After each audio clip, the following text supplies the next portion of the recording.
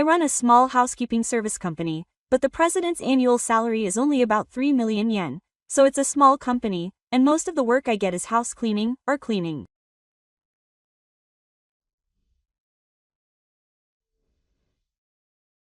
When I was 26 years old, I did a job cleaning unwanted housewares for an otaku.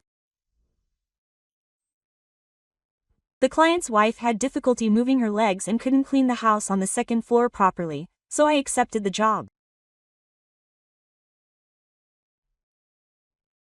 After finishing the job, the client said, "Thank you for today. You're quite efficient. Would you like to do this for our company sometime?" Quote.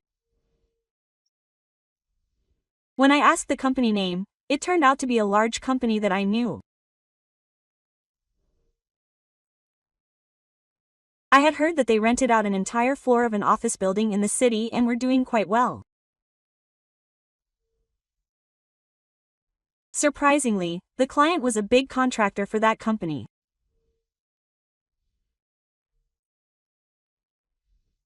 I said yes, but I thought it was just lip service, but later I actually got the job.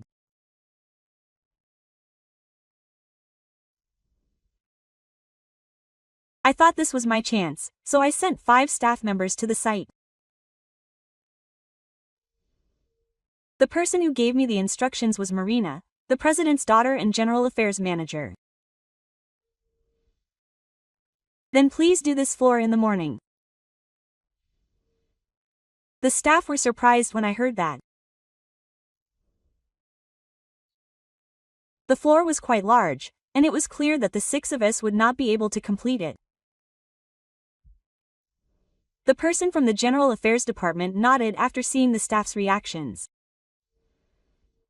"That's right. I don't think we can complete it. But to put it bluntly, this request is part of a tax measure. So it'll be fine if you just do what you can. You don't have to work so hard." That's what they said, but I'm proud of this job. "No, I don't need the afternoon fee, so I'll do it properly until it's finished." When I declared that, Marina seemed surprised.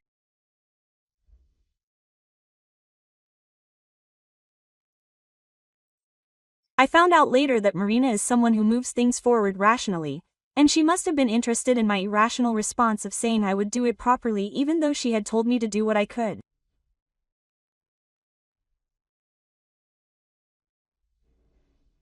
"In that case, please do it until it's finished.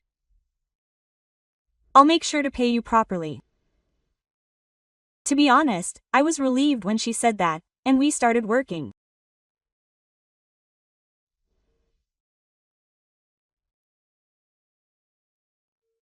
Normally, in situations like this, the person giving instructions would leave the room and we would report when there was something we wanted to confirm or when it was finished, but Marina watched us work for a while and then spoke to me.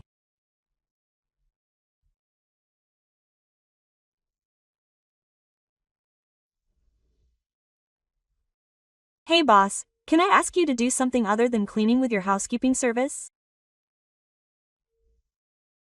Like make a lunchbox, for example." I said yes. "I'd make one if you ordered one," and she said, "Can I ask you to make one tomorrow? And ask for one for me."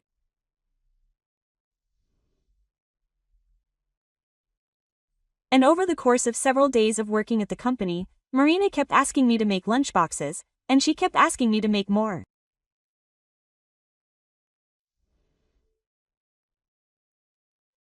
And as we met more and more, the distance between Marina and I grew closer, and after a short period of dating, we finally got married.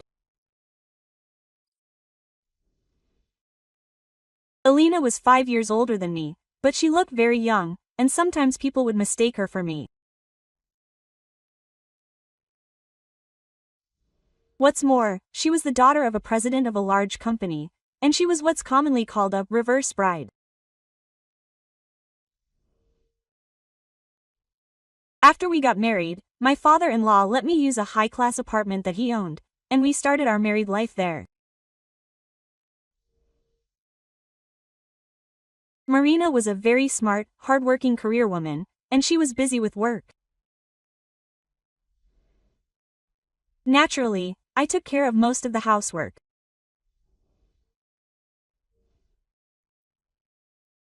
Marina told me that I should become a full-time housewife and that I could quit my job at such a small company, but I said no.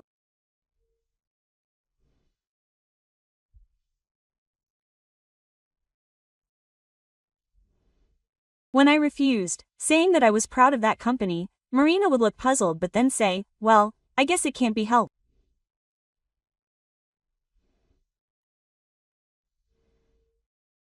We had a few exchanges like that. Her words sounded harsh, but I didn't mind because I didn't mean to be mean. I just said it because I really thought so. We were happy. Marina, who grew up in an upper-class household and was smart and studious, didn't know about the games that common people played. When I took her out to play outside, like camping or barbecues, she would have a lot of fun and play, and I would bring out the card games and board games that had been lying around my parents' house and play them while we had a drink in the evening.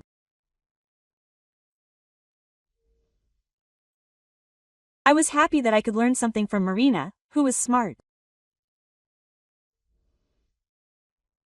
But those days didn't last long. About 2 years later, Marina suddenly said that she wanted to sleep in a separate bedroom.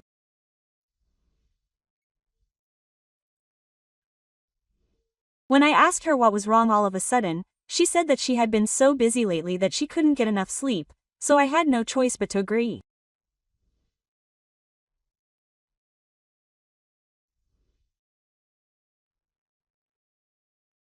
I was worried that maybe she couldn't sleep well because of my loud snoring, but that wasn't the only change.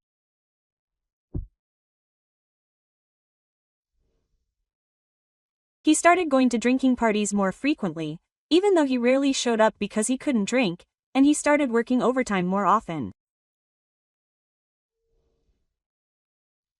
Then one night, when he passed Marina as she was coming home, he smelled her shampoo.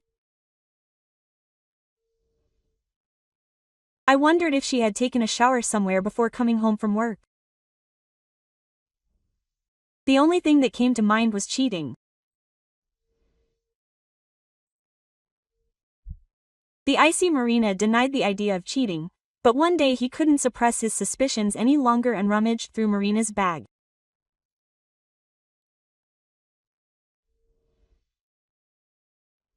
The bag was neatly organized, and there was no evidence of any evidence, nor was there any sign of everyday life.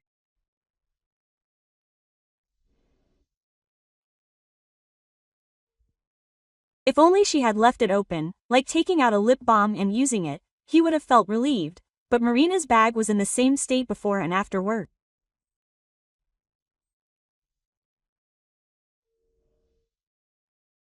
It was true that Marina sought rationality in her life, and her room and belongings were never messy. But she hadn't been this thorough before.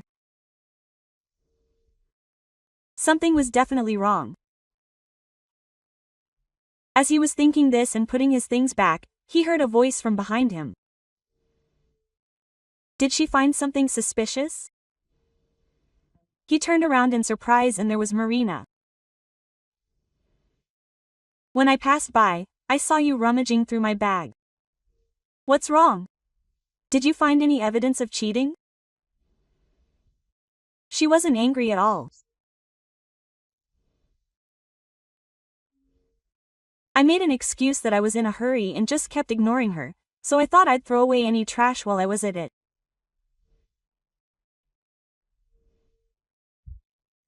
She laughed at me and said, "There's no way I'd do something so stupid." I got a little annoyed. Why, yes.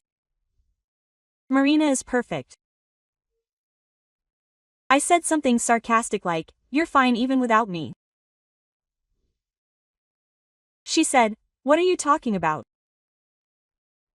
Akira is an excellent fire official. Why don't you focus on that instead of trying to spy on things?" Quote. She said, "I'll earn money for you." It's true that Marina is excellent and smart. I do the housework because she's busy, but she could probably live on her own. But then I wondered if there was any point in us being together. Marina said something more. "Even if I was cheating, there's no way you could find any evidence with your brain.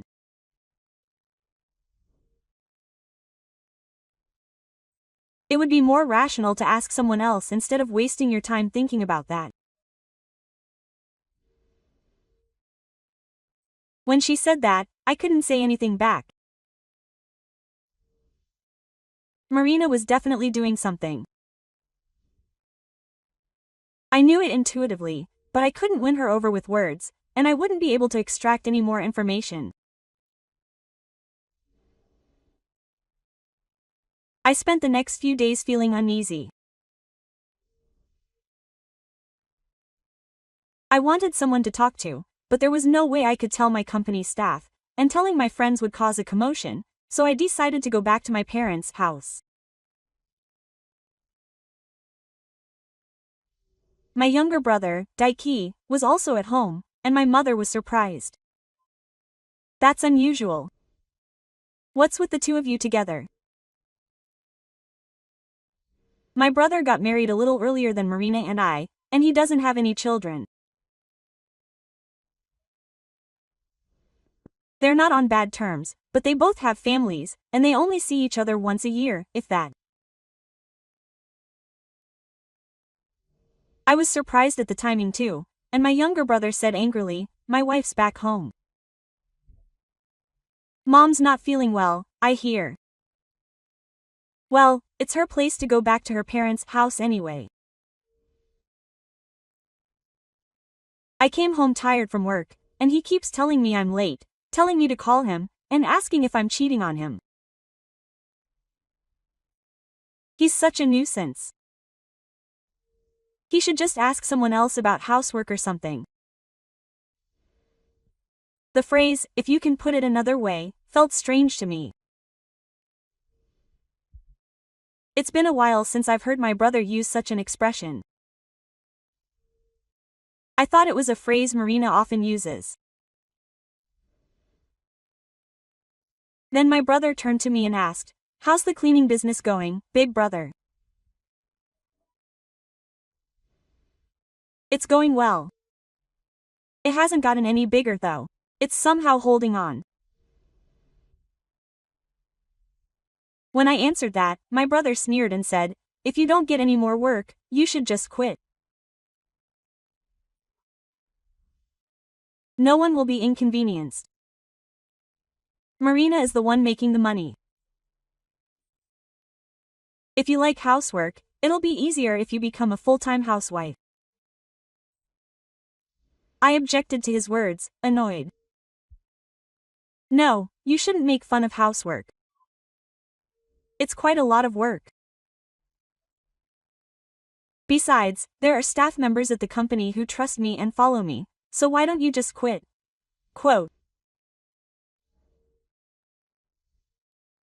My brother said, and seemed to lose interest, but I felt uneasy. My brother's way of thinking and speaking were very similar to Marina's. Marina and my brother have barely met, so how could they be this close? Feeling uneasy, I went home that day. And the days passed by with me feeling uneasy again. No matter how late Marina got home from work, I always made sure to prepare dinner for her. She really does a good job for the fire government, doesn't she? Marina said this while eating the dinner I made. In the past, I would have been happy with just one word, but now I felt nothing but discomfort. It seemed that Marina knew that something was wrong with me. If you're looking for evidence of my infidelity, I'll leave my bag behind again.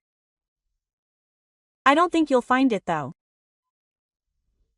She said this and provoked me. I could tell that she was making fun of me, and that she probably didn't love me anymore.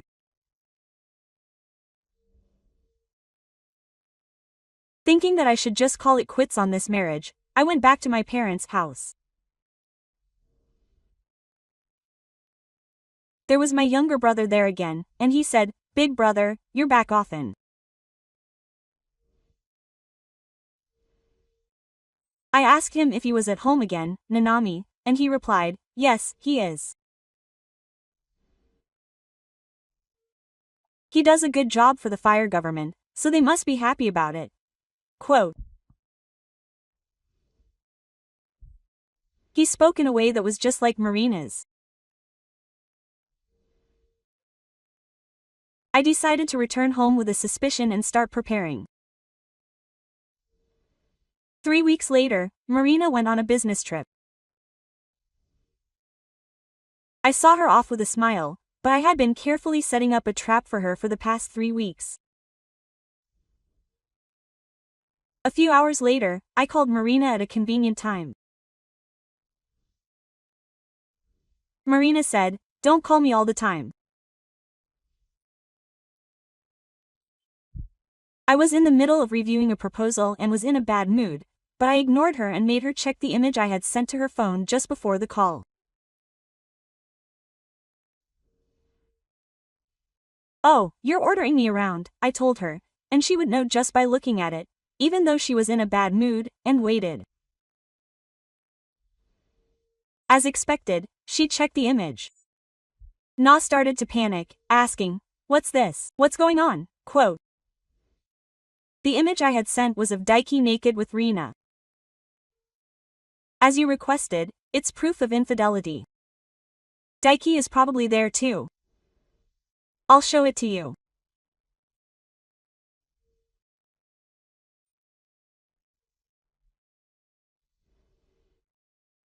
When I said that, Marina broke down on the other end of the phone. In fact, 20 days ago, when I went to my parents' house that day, my brother was there too.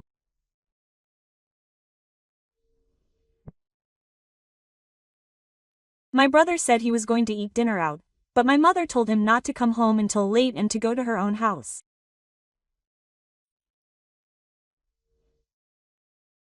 But it's okay with my brother. I'll come back quietly so as not to wake you up. I replied and went out. I felt something was off about that conversation. Nanami had gone back to her parents' house, and my brother's workplace was closer to his home. So why would she bother going back to her parents' house? So I called Nanami. Nanami was at home and hadn't gone back to her parents' house, and her mother was fine. "Isn't it you who's having a hard time with your mother after the accident?" "She's having a hard time because the shock of the accident is causing her to show symptoms of dementia, so she's going to her parents' house." I wanted to visit her too, but they said she might panic because of her dementia symptoms.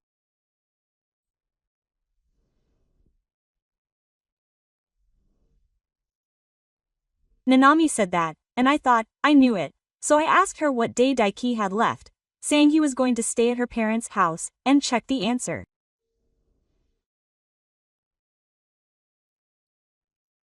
It was exactly the same day that Marina was late for work. It's exactly the same. Nanami was shocked when I heard that. I got Nanami's permission and went to my brother's house the next day. Unlike the smart Marina, Daiki is lazy and sloppy. When I searched the desk drawers in the room, I found receipts and point cards from a love hotel.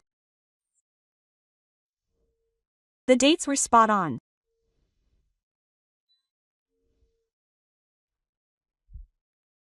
That's why Nanami told me not to touch the desk, but I replied that he was the epitome of hiding his head but not his butt.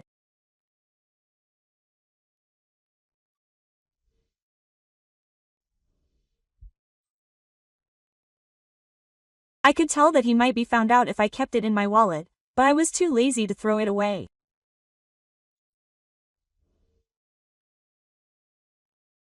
I continued searching the drawers and found a note with my phone's passcode written on it. I gave it to Nanami and said, "I think this is the phone's passcode." I told him to check it when he's not looking. Quote. She said, "As expected of you, big brother." I was a little happy, even though it wasn't the kind of situation that would make me happy. Over the course of a few days, Nanami searched Daiki's phone and got evidence. There were emails and lots of pictures. I appreciate it, but I think it's stupid to take a naked selfie in a place that's clearly a hotel. Marina was looking at the camera, so she must have been taking the picture of her own free will.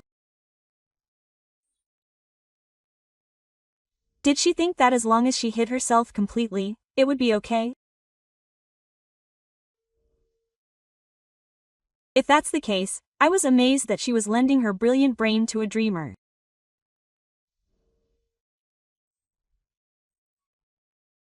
Nana seemed shocked when she found the images, but she had already gotten over it by the time she sent them to me.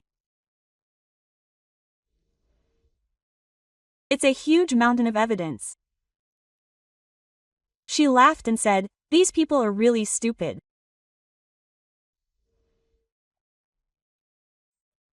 And when Nana monitored Marina's phone, she found out that Marina and Daiki were going on an affair trip, so she moved quite a bit that day.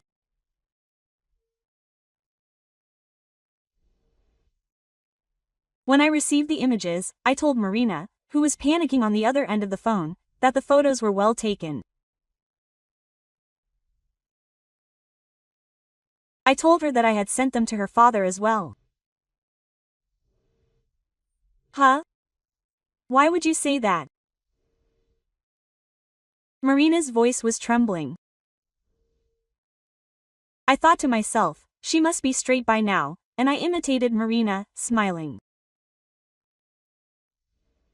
Why?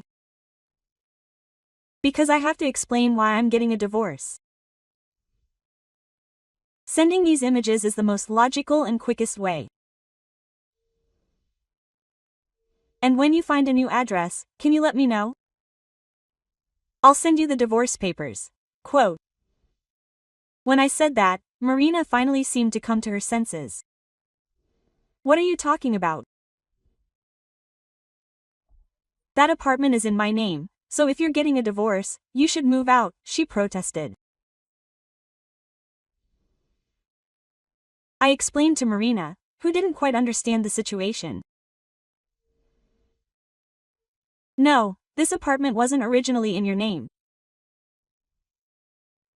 Did you forget that you were getting away with paying rent because of your father's actions? And it's in my name from today on. If it got out that my daughter was having an affair with her husband's younger brother, it would affect the company's reputation. My father asked around and put it in my name in exchange for me keeping quiet about the details of the divorce. Oh, that's right. And then he said I had to show up at the company tomorrow. He said he couldn't trust his daughter, who was having an affair, with the position of head of public relations. No, Marina. If we sell that apartment, we could make hundreds of millions of yen. Don't just take it for yourself. She was fuming, saying it might be a fake image, but I just laughed it off. What a shame. If you were going to commit the perfect crime, you should have kept the other party under control. I've collected a lot of history from my brother's cell phone, and they're probably staying in the same room right now. I know they go to a love hotel often, so I'm sure they'll find out if I investigate. And oh, that's right. Tell my brother that I was saved because you were a sloppy person. Nanami also said she wanted a divorce. I told her to prepare herself and hung up the phone, ignoring Marina's still fussing. And so I was able to get a divorce without any problems. At first, Marina accepted the divorce but wouldn't pay any alimony. She was making a fuss about getting the apartment back, but when I asked if she wanted to take it to court, she fell completely silent. I got the alimony I had requested, which was an 8-digit amount, and the property division was also a decent amount. My father also said he would pay me for the inconvenience, but since I had gotten the apartment, I refused. Soon after, Nanami and my brother also got divorced. Apparently, she also got alimony and property division, and is now living a leisurely life back at her parents' house. Nanami used to work hard, but at her brother's request, she became a full-time housewife.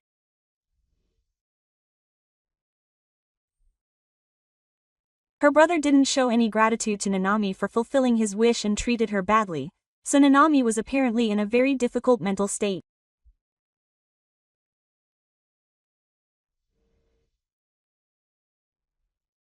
I got an email saying that things were much easier after the divorce and she suddenly felt better, so I think she's doing well.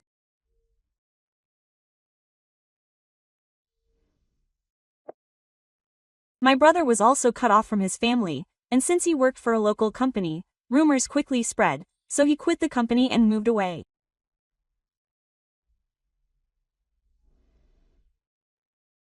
Meanwhile, Marina was apparently forced out of the company and transferred to a subsidiary.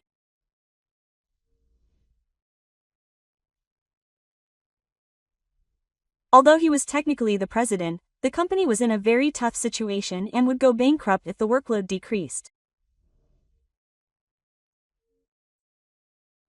She could only get work by bowing her head and asking for it, which was humiliating for Marina, who is very proud.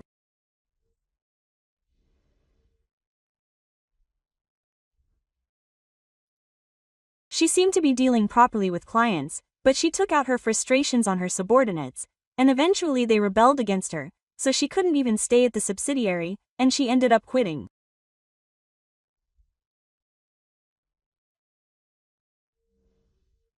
She's apparently been living in seclusion at her family home now, but her family is wealthy, so she probably doesn't have any trouble making ends meet. Thinking back, Marina was certainly smart, but she didn't have good social skills.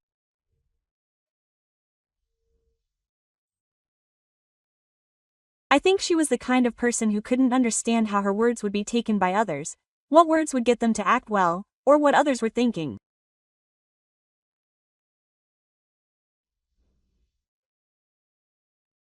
I still like the innocent smile Marina would occasionally show me, but I couldn't stay with her if she was cheating on me, so it had no choice. By the way, my company continues to take on cleaning work for my ex-father-in-law's company. Furthermore, it seems that my ex-father-in-law spread the word about us, and we started getting requests from other companies, leading to an increase in ongoing contracts. Furthermore, we started getting requests for other housekeeping services from employees of those companies. At first, we had 6 staff members, including myself, but now we've grown and are able to pay good salaries.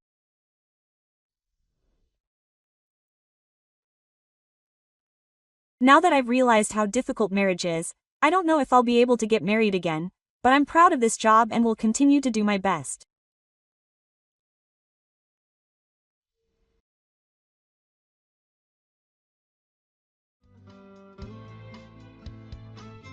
Thank you for watching. Did you enjoy it? I look forward to seeing you again. Please subscribe to the channel.